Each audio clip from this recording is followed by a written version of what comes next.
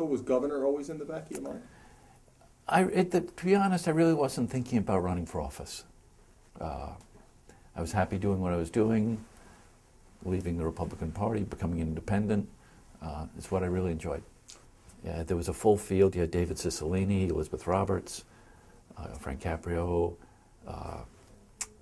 Patrick Lynch, all interested in running. It was a pretty full field. And ultimately, I started to think about it because people were asking me, would you run? Would you like to run? Going back a year and a half, 2 years? Yes. Right. And Hope you run for governor, hope you run for governor. And then some supporters came to me and said, let's do this as an independent. What do you miss most about having your dad around? Well, so many things, but he was always a very level person through all the ups and downs, and you know, every aspect of his relationship with us is missed. You talked to him a lot, though. Politically as well as personally. When you first got into politics, there was a lot of back and forth. Yes, and especially running for the Senate. When making that step, he was very, very cautious about the difficult personal life you have. Your family's in one, either they're in Washington and you're back home working in Rhode Island, or they're in Rhode Island and you're half in Washington, half home. And he just said, be careful. A lot of people say, why would you ever want to be governor these days? We're facing huge deficits, a lot of problems. It's going to be years before we pull out. Why is that appealing to do right now? Well, the opposite, I would say the opposite is true. That's why we need people to step forward that have the experience and the vision for the state. I was a mayor at difficult times. We had 10% unemployment back in '92 when I got elected. I had a terrible teacher dispute, and we moved the city forward. I had a city council with the other party, and we moved the city forward and worked well together. Got reelected, obviously, in '94, '96, and '98.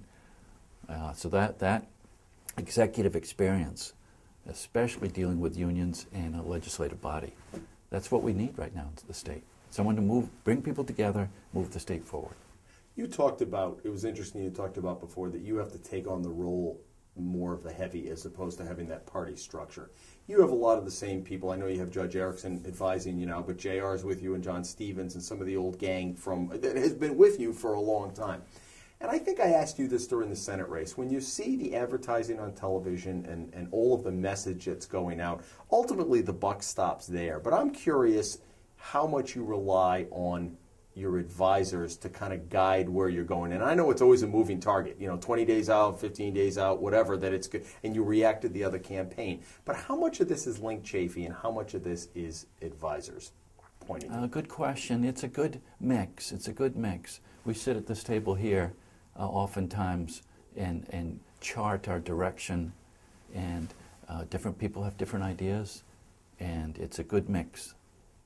And so ultimately, everything that goes out, though, has to have your stamp of approval. Yes, absolutely. You've run a lot of campaigns. Is it inevitable that it turns negative and personal at the end? I would hope it's not personal.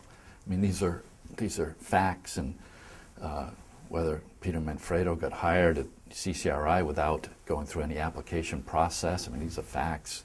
That the woman was brought back into the treasurer's office after being terminated, a long process of arbitration and unacceptable behavior in the workplace. And on my point, did I misread the gray area of the law on what we had to pay on interest for our campaign, my Senate campaign? Yeah, okay, these are all part of a campaign. I don't think it's personal. Okay. I watched you at the Channel 12 debate, and you have a couple more coming up. How do you like the debates? Do you look forward to those? They make you nervous? I'd say this time I'm looking forward to them more than in the past. Why is that? Because I have my sales tax proposal out there, and there's a lot of misunderstanding about it, and I'm looking forward to the opportunity to correct the record that this is preventing the taxes to go on the property taxpayer. It's only 1%. A lot of people saying I'm expanding the sales tax to groceries at 7%. So I look forward to the opportunity to talk about the direction of the state and clarify some people's misconceptions about what I've said. The criticism I've heard is understanding that fundamentally, but that Chafee hasn't sold it. He hasn't said, look, property taxes are killing us, we're under this weight, this is a way to loosen the burden a little bit. All we hear is He wants a tax, he wants a tax. And of course, Frank Caprio has an ad right now. He has Joe and, Jane Sixpack sitting there saying, Chafee doesn't get it or whatever. Do you feel you need to do a little better message on the sell of why it's going to be beneficial in the long run? Well, I think we've had over 20 forums around the state. And at every one, of course, the question comes up, and I do clarify it, and I do explain it. If it's not in my opening statement, then through the course of that forum. The word out there, and I know you've heard it, is that, hey, Chafee's in the bag for the teachers union, and he's going to give away the store when he gets out there. So let's respond to that, and then we'll talk about Race to the Top. Yeah, nothing has changed. My positions have been completely consistent since I've been mayor, senator, candidate, and I haven't had teacher endorsements in the past. Now I have them, but nothing's changed. But why do you think it's changed? The endorsements have changed. Why do you think? Probably because I'm an independent, and even then it's hard. They just traditionally support Democrats, and there was a lot of pressure on AFT and NEA to stick with the Democratic candidate. A lot of people worked hard on Race to the Top, so I think they felt a little slap in the face. Can you, we have the time to do it now, clarify a little bit about what your concerns were and maybe some of your concerns about Deborah Gist? Because this has been a lot of focus on this issue. Yes. Don't forget, a lot of states, a number of states, did not even apply to Race to the Top because they didn't agree with the philosophy. So it's not as though I'm completely a maverick on this issue. And the charter schools, expansion of the charter schools is certainly an issue. And why does that concern you? Because the jury's out. Some of the leading proponents of charter schools, particularly a woman named Diane Ravitch, who worked in the first Bush administration in the Assistant Secretary of Education, I believe was her title, big proponent of charter schools, has now, based on the data, changed her mind and written books and articles and op-eds on it and saying, time out, let's take a look at the effectiveness of this initiative. And that's what I was raising. We want to make sure our school system in the state is on the forefront of the right path. And if the data is starting to come in questioning the effectiveness of charter schools, let's keep our ears open. You have alienated some of the people who would be your classic supporters or your demo of supporters because they've been so behind Race to the Top. Does that concern you at all?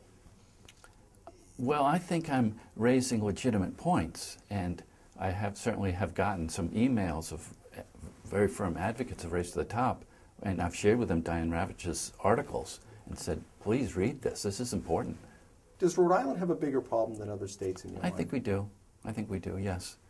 You just don't read the same stories in the Wall Street Journal about our treasurer, in order to do business, for all $7 billion pension fund, in order to be one of the brokers or lawyers involved, you had to contribute to the campaign. That's the whole pay to play. That was the Wall Street Journal. People reading that in Los Angeles, Chicago, San Francisco, Dallas, about Rhode Island. And then the New York Times story about the Olneyville Wiener joint. The poor fellow trying to make a living needed a couple extra hours on his business. Go from 7, closing at 7, going to close at 9. Whatever the hours were, 2 hours extra he wanted. He had to pay $5,000. And big, huge story in the New York Times because it was kind of amusing. The guy's selling hot dogs, and he's got to give a kickback. And people look at Rhode Island, they read that again, not only around the United States of America, but around the world in the New York Times. And we get this reputation, the shadow that hangs over us. What fosters? We've had Mayor Cianci go to jail. We've had Mayor Sarrault go to jail. We've had Governor Dupree go to jail. We have a problem. At the Channel 12 debate the other night, each of the candidates was asked how you would rate Governor Carcieri. And not surprisingly, Mr. Robitaille said an A-. I think Mr. Caprio gave him a B, Block gave him a C, and you said A for station fire and D for the rest. Now, you and Governor Carcieri enjoyed a pretty good relationship early on. There was a bit of a falling out. I know when you ran for Senate, it was kind of a party-type thing. And I saw a picture of you both out there when McCain came to your place in Exeter. Stripping all of that aside, give me a view of what you think. You know, the governor came in with very high hopes, and he was not a politician. He was the businessman coming in, but he's had a really hard time with communication with the legislature. Give me your feel to the voters as to how you are going to be different from Don Carcieri and where we've been the last 4 and 8 years. Well, I have the experience of having done it as a mayor and working with the city council. And I did, over my 7 years as mayor, have 4 different council presidents. And that's important. I dealt with Carlo Pizzatoro, with Joe Gallucci, with Linda Sullivan, with Jerry Gibbons, different personalities. And that's important for the legislature at the State House, because the Speaker is so powerful. And to have that relationship, such as I did with my council presidents, is a good experience for moving the state forward. I think one of the issues with Governor Carcieri, too, that surprised people was how he veered off into the social issues. And at the time when we needed to keep our economy going, get jobs for Rhode Island, to be wrestling with gay marriage and pro-life and E-Verify, a big diversion from the task at hand, and not the priorities that Rhode Islanders had.